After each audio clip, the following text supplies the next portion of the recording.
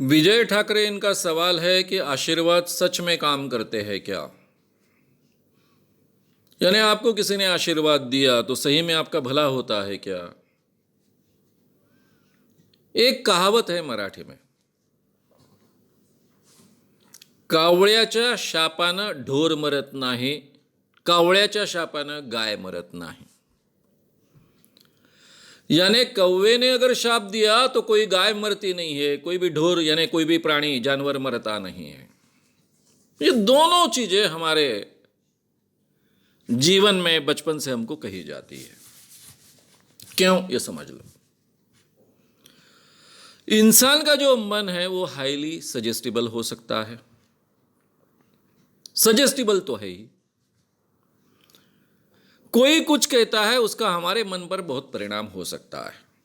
यानी हम किस ढंग से पले बड़े हैं, कितने सजेस्टिबल है, हमारे संस्कारों में लोगों के बोलने का हम पर कितना परिणाम हो, इस ढंग के संस्कार हुए हैं, इन सब चीज़ों पर यह सजेस्टिबिलिटी डिपेंड होती है।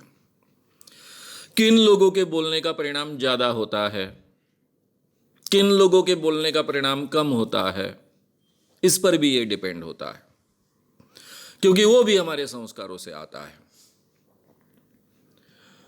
तो इसके दोनों परिणाम हो सकते हैं। हम अगर किसी को बहुत मानते हैं, हमारे गुरु है या फिर बहुत बड़े व्यक्ति है, बहुत ज्ञानी व्यक्ति है या फिर बहुत बड़े जिनके ऊपर ईश्वर की कृपा ऐसे व्यक्ति है, उन्होंने हमको आशीर्वाद दिया, तो आशीर्वाद फलेगा ही। यानी वो स्ट्रांग सजेशन जैसा हम स्वीकारते हैं, एक पॉजिटिव सजेशन उसमें से स्वीकार सकते हैं और उस दिशा में हम जा सकते हैं।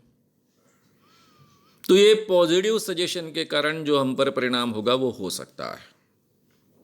ये हमारे मन पर डिपेंड है कि उसको हम कितना सीरियसली लेते हैं, कितना सजेस्टिबल हम हैं, किस व्यक्ति ने आशीर्वाद दिया उसके बारे में हमारे मन में कितनी धारणा है, उसके ऊपर इसके परिणाम संभव है। किसी ने हमको शाप दिया, अगर हम मानते हैं कि इस व्यक्ति में कोई तो भी बहुत बड़ी क्षमता है, दैवी शक्ति है,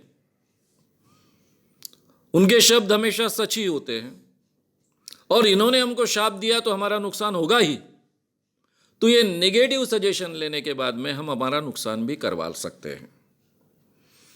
और इसीलिए ऐसा नहीं होना चाहिए। इसलिए एक कहावत आई कि कौवे के शाप से गाय नहीं मरती है। लेकिन उसका दूसरा मतलब ऐसा होता है, कौवे के बजाय किसी अगर दैवी शक्ति वाले व्यक्ति ने अगर आपको शाप दिया तो फिर आप मर सकते हो। ये भी उसका दूसरा मतलब निकलता है। अब ये तो हमारी समाज की धारणा है और उस पर साइकोलॉजिकल क्या परिणाम हो सकता है, ये बात आपके सामने मैंने रखी। एक बार मेरे पास मेरे वर्कशॉप में, नाम नहीं लूँगा, उनको बुरा लगता है इसलिए, लेकिन अपने आप को बहुत बड़े हिप्नोटिस्ट कहते हैं, लोग भी उनको बहुत बड़े हिप्नोटिस्ट मानते हैं। वो मुझसे मिलने आए, मुझे समय नहीं था, मेरा बी कोर्स शुरू था, फिर भी आ गए और मुझसे कहने लगे कि मेरा सिर बहुत दर्द दे रहा है, कृपया आप मुझे इस सिर दर्द से बाहर निकालिए। बोला कैसे, क्या आप आ गए मेरे पास? नहीं, बोले आपका स्टूडेंट है सी कोर्स करने वाला, उसने मुझे कहा कि मानव साहब बिल्कुल डेफिनेटली आपका सिर दर्द दूर करेंगे। बोला हुआ क्या? नहीं, बोले उनका दूसरे का भी नाम मैं अभी नहीं लूँगा, ज़रूरत होगी तब लूँगा। मैं उनके तरफ कोर्स करने को गया था, यानी उनसे हिप्नोटिज्म सीखने के लिए गया था, और तब उन्होंने कहा था कि स्टेज प्रोग्राम तुमने नहीं करना। लेकिन उनके तरफ मैं सम्मोहन सीखने के लिए जाने के पहले ही मैंने स्टेज प्रोग्राम शुरू किए थे, मैंने दूसरे और किसी कहीं से सीखा था, तो मैंने अपने स्टेज प्रोग्राम कंटिन्यू किए। अब उनसे मेरे स्टेज प्रोग्राम में लोग ज़्यादा आते हैं, सम्मोहन का स्टेज प्रोग्राम होता है उसमें ज़्यादा आते हैं, तो चिढ़ गए और उन्होंने फ़ोन पर मेरे को धमकी दी कि जा, तेरा अभी सिर दर्द देने लगेगा, रुकेगा ही नहीं, तू मेरा सुनता नहीं है ना, जा तेरा सिर दर्द देगा। और तब से 2 दिन से मेरा सिर बहुत दर्द दे रहा है, किसी भी कारण रुक नहीं रहा है, बहुत मुझे तकलीफ हो रही है। मुझे तो पहले हंसी आई। एक हिप्नोटिस्ट है, दूसरा भी हिप्नोटिस्ट है, दोनों हिप्नोटिस्ट फेमस है। एक दूसरे को कहता है कि तेरा दिमाग यानी तेरा सिर दर्द देगा, रुकेगा नहीं किसी भी हालत में। तूने मेरी बात सुनी नहीं, खुद स्टेज प्रोग्राम शुरू कर गए, जा तेरा सिर दर्द चालू रहेगा। और दूसरा 2 दिन से अपना सिर पकड़ कर बैठा है, मेरे पास आता है। मैंने क्या किया? मैं पहले तो हंसा, शांति से उसके कंधे पर हाथ रख दिया, थोड़ा सा हाथ फेरते रहा प्यार से। अरे भाई, ऐसा कुछ नहीं होता है, ये तुमने केवल सजेशन लिया है। तुम्हारा सिर दर्द करवाने की क्षमता किसी में इस दुनिया में नहीं है। रिलैक्स रिलैक्स, निकल गया। और 2 मिनट के बाद में वो आदमी नॉर्मल हो गया। Famous hypnotist. फिर वो कहे कि नहीं, अभी मुझे आपके क्लास में बैठना है। मैंने बोला मेरा एक कोर्स किए बिन मैं सेकंड में तो किसी को प्रवेश नहीं देता हूँ।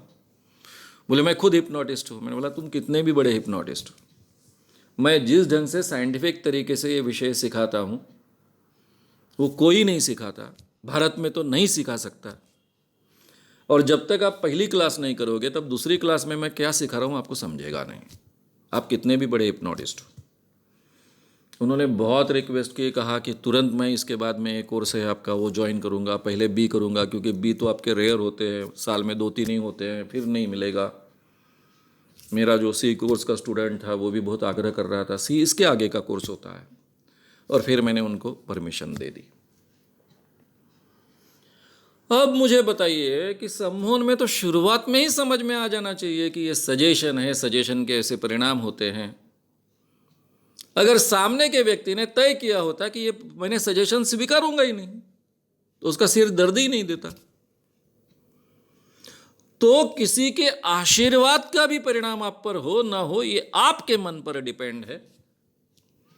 और किसी ने आपको गाली गलौज किया या फिर शाप दिया, आपका नुकसान हो ऐसा कहा, तो उसका भी परिणाम आप पर होना है नहीं होना है या आपके हाथ में होता है।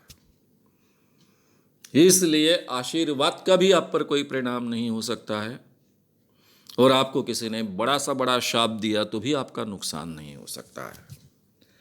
इस दुनिया में अपने आप कोई दैवी शक्ति के जरिए आपका नुकसान करने की क्षमता किसी में नहीं होती है, और अपने वाणी के जरिए आपका भला करने की क्षमता भी किसी में नहीं होती है। वो आपके ही मन में हो सकती है। हाँ, लेकिन किसी ने अपने बारे में अच्छा कहा, सदिच्छा दी थी, हर एक को अच्छा लगता है। इसलिए आम तौर पर जो बड़े लोग छोटों को आशीर्वाद देते हैं तो अच्छा लगता है। यहीं तक इस बात को हमने सीमित रखना चाहिए, वहीं तक उसका मतलब है, उससे ज़्यादा इसमें कोई मतलब नहीं है। अगर आपको ये वीडियो पसंद आया हो तो उसे ज़रूर लाइक करें, लोगों में ये अवेयरनेस फैलाने में हमारी मदद करें। वीडियो को ज़रूर शेयर भी करें। तो हमारे YouTube चैनल श्याम मानव को विज़िट करें। ऐसे सारे वीडियोस का आनंद लेने के लिए हमारे चैनल को सब्सक्राइब करें। उसके लिए सब्सक्राइब बटन दबाएं। नए वीडियोस का नोटिफिकेशन पाने के लिए बेल आइकन दबाएं।